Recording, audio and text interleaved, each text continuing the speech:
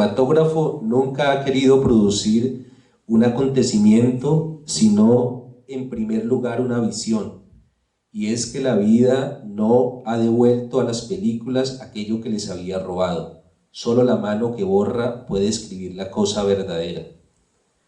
De Jean-Luc Godard.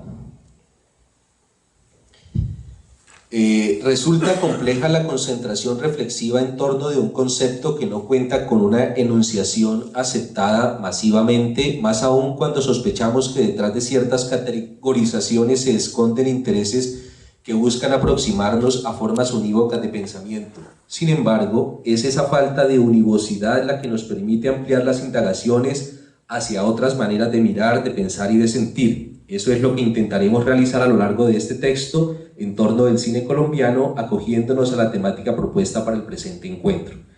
Fueron múltiples las inquietudes que nos surgieron desde un inicio para aproximarnos a esta materia, pues es innegable que el interés por el cine en Colombia ha tenido un crecimiento notable en los últimos años, tanto por la proliferación de festivales y muestras como por el surgimiento creciente de escuelas de formación. Asimismo, cada vez surgen más investigaciones sobre el cine colombiano desde perspectivas mayoritariamente asociadas con las ciencias sociales. Y desde la instancia institucional, luego de la promulgación de la Ley 814 de 2003, Ley del Cine, se ha venido consolidando una dinámica permanente para brindar apoyos por medio de convocatorias anuales a la producción que desde este territorio se realiza. Frente a las anteriores inquietudes, decidimos elaborar un texto apelando por un lado al lugar común de rastrear la identidad nacional que se ha intentado representar desde el cine, y por el otro, deteniéndonos en 3 filmes que precisamente no hacen parte de esas obras canónicas, las cuales figuran como las más representativas del cine colombiano. Esto con el ánimo de mostrar cómo en cuestión de identidades se han empezado a generar algunos tránsitos, los cuales ayudan a desnudar esa visión ideal de lo que sería la identidad colombiana. Es muy recurrente dentro de estas investigaciones que se han adelantado, y no solo a nivel colombiano, sino a nivel latinoamericano. Hay muchas de esas investigaciones que se concentran en el tema de la identidad nacional, y a partir de ahí yo indago un poco acerca de qué representa ese concepto, qué hay detrás, qué esconde, y pues eso es lo que me permite iniciar con esta reflexión. Atisbos de identidad nacional en el cine colombiano.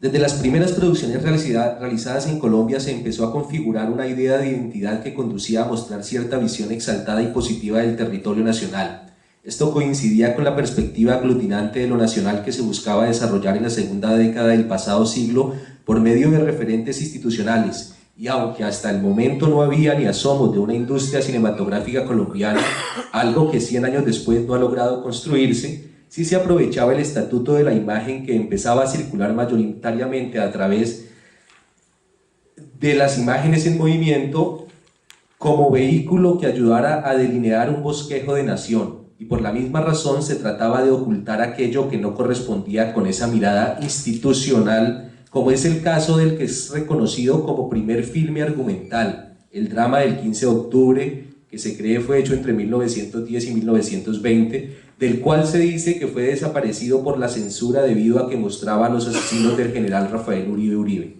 Algo que ya habla mucho de lo que realmente quería mostrarse como propio de la nación. Qué ocultar y qué mostrar definía la lógica de los imaginarios nacionales desde el estamento gubernamental. En el texto Miradas esquivas a una nación fragmentada, y es uno de los que empiezo a citar, de Nasli López. Este es un texto que fue premio en una de las convocatorias del ministerio, es como del 2005 creo, del 2006. En ese texto de Nasli López se identifican 3 filmes representativos de esos primeros años y se analizan tratando de ubicar precisamente esos rasgos definitorios de lo nacional, sin olvidar que fueron los extranjeros quienes primero se preocuparon por hacer cine en Colombia.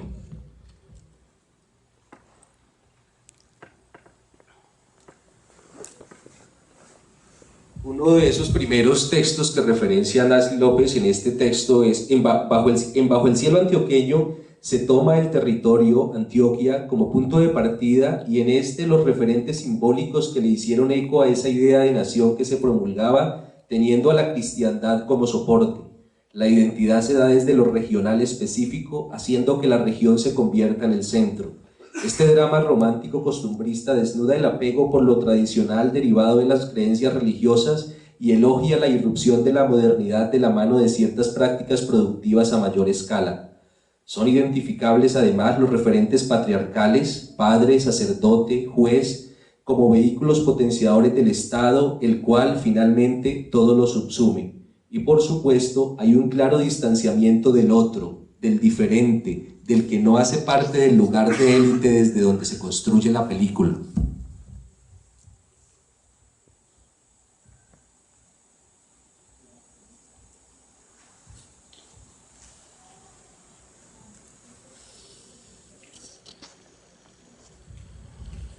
En Alma Provinciana se le da vida a una idea de nación estructurada a partir de lo social, desde las diferencias de clase entre ricos y pobres, desde las jerarquías y las relaciones de poder. La identidad se da a través del uso del lenguaje popular más englobante y menos excluyente. La autoridad, las jerarquías están dadas según el posicionamiento económico. En este caso, lo ajeno ya no es diferente, sino que se incluye reconociendo su diversidad, aunque no sea del todo aceptado. Ese es el segundo texto, el segundo filme de esa primera época, de los años 20, que refiere Nasli López como configurador de una identidad de lo nacional. Y el tercer filme que refiere es Y en Garras de Oro. El vínculo con la idea de nación se da por medio de referencias a simbologías universales que exaltan las nacionalidades, himno, escudo, bandera. De ahí que lo que se busca generar es un discurso nacionalista que se levanta contra el despojo que padece un territorio y las consiguientes violaciones a la soberanía nacional. Curiosamente, quienes aquí propician ese discurso nacionalista son extranjeros, no hacen parte de ese pueblo expoliado y por el contrario aducen ese hecho a la precariedad de los gobiernos de aquella nación. Las palabras de conciencia nacional son proferidas por un extranjero, mientras que el pueblo, parece ausente, asiente silenciosamente. Es una manera de enrostrarnos cómo el desinterés en nuestras propias problemáticas ha sido un claro referente de nacionalidad, concepto que en este caso se asimila con el de patria.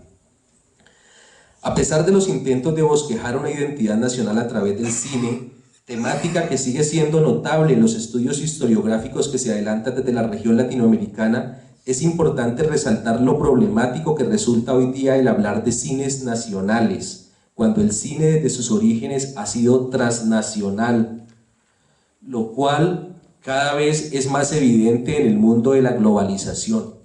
Además, es oportuno pensar a partir de lo que nos propone Pedro Adrián Zuluaga, para quien el cine, antes que generar identidad, genera memoria no oficial, pensamiento crítico. No hay que olvidar que la búsqueda de puntualizar los cines como nacionales es algo que tiende a desaparecer en otros lugares, especialmente europeos. Hago la referencia a Pedro Adrián Zuluaga porque es uno de los, en el blog que maneja, que es Pajarera del Medio,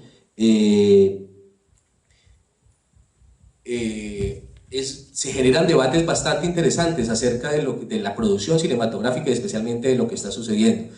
Fue muy interesante todos los debates que se generaron en torno al Abrazo de la Serpiente, por ejemplo. Fue riquísimo, fue enriquecedor. Creo que pues mucho de ello ayudó a esclarecer el porqué de las críticas que ya son pues notorias acerca de esta película.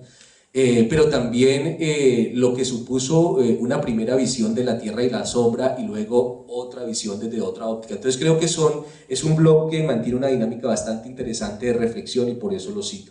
Y también hay otro texto de Pedro Adrián Zuluaga que lo voy a referenciar aquí en adelante, que también considero muy importante dentro de ese pensamiento del cine. Poco a poco se nos hace imperativo volver al interrogarnos sobre la categoría cine colombiano, eso que preguntaba esta mañana Jaime Ponce, que sigue estando aquí en la mesa. ¿Qué es lo que lo define?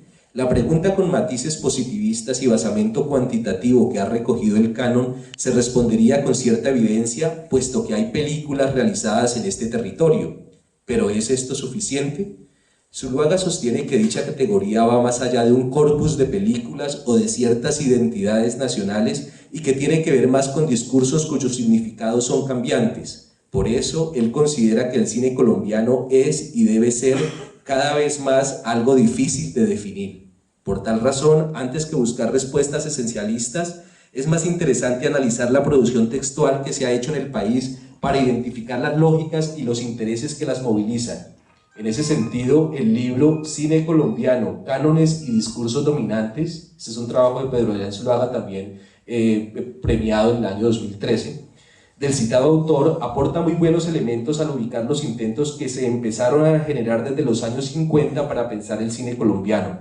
Vale la pena mencionar algunos de esos esfuerzos: la creación del Cineclub de Colombia, la edición de las revistas Guiones y Cinemas, los primeros proyectos de ley para la industria cinematográfica, la crítica de Valencia Gelkel, Gaitán Durán y García Márquez en los grandes medios, el surgimiento de la Cinemateca Distrital y más adelante, hacia los años 70, la preocupación por definir los intereses del cine colombiano desde diversos estrados, especialmente desde provincia, como empiezan a verlo desde Cali, a través de la revista Ojo al Cine y todo el grupo de Mayolo, Luis Ospina, Caicedo y todos estos.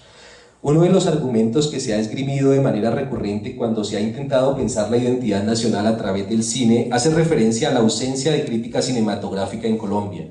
Frente a ese particular, Zuluaga afirma que sí ha habido crítica en el cine colombiano y reflexión sobre sí mismo, y que lo importante de ver es desde dónde se ha escrito.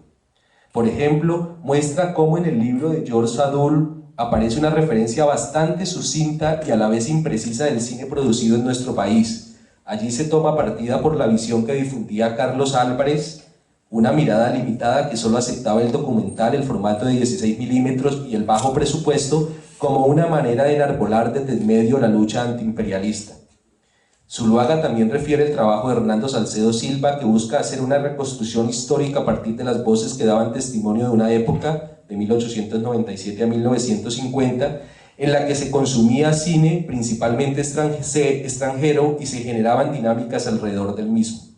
Luego cita los trabajos de Hernando Martínez Pardo y Jorge Nieto, Carlos Mayolo y Ramiro Arbeláez, y elogia la labor de los cineclubes y la Cinemateca Distrital en su intento de buscar heroicamente el cine colombiano perdido para poder hacer la reconstrucción historiográfica. Asimismo, tiene en cuenta los estudios de Andrés Caicedo, Humberto Valverde y más adelante Luis Alberto Restrepo.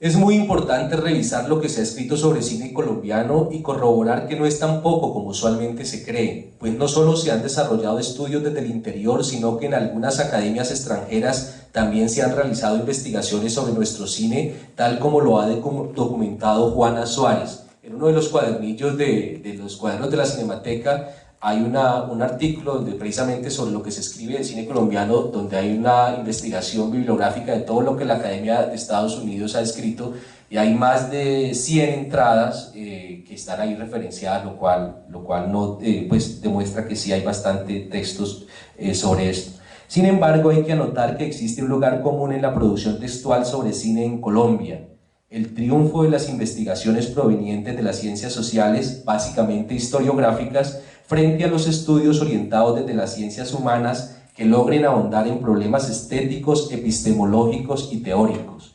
Eso ha definido un interés prioritario en cuanto a objeto de análisis por los filmes que tienen una temática preferencial hacia cuestiones sociales, mientras que las obras que han estado más preocupadas por la forma se las ha pasado por alto.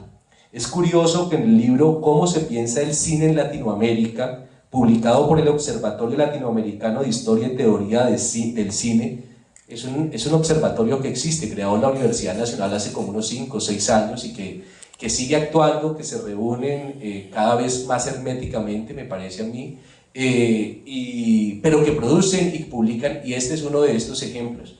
Entonces me parece curioso que en este texto, que es el nombre como tal ya invita muchísimo a leerlo, se llama ¿Cómo se piensa el cine en Latinoamérica?, publicado por el Observatorio Latinoamericano de Historia y Teoría del Cine. El editor Francisco Montaña advierta en la presentación que hace del mismo que los artículos allí publicados no responden a esa pregunta inicial por la cual fueron convocados.